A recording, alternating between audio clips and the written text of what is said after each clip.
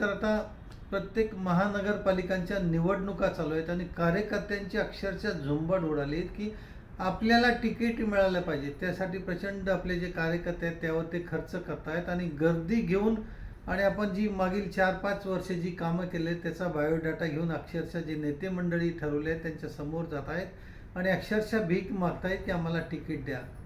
पण हा खरोखर अत्यंत केविलवाणा प्रकार आहे. तुम्हाला खरं सांगायचं आणि सत्य सांगायचं म्हटलं तर हे सगळं ठरलेलं आहे, सगळं प्लॅनिंग ठरलेलं आहे की कुणाला तिकीट द्यायचं, कुणाकडून किती पैसे मिळाले आहेत, कुणाला तिकीट द्यायचं आहे, हे सगळं काही फिक्स झाले आहेत. मात्र फक्त कार्यकर्त्यांना असं वाटलं पाहिजे की इच्छुक उमेदवारांच्या इंटरव्ह्यू घेतला जाता आणि त्यातून उमेदवार सिलेक्ट केला आहे.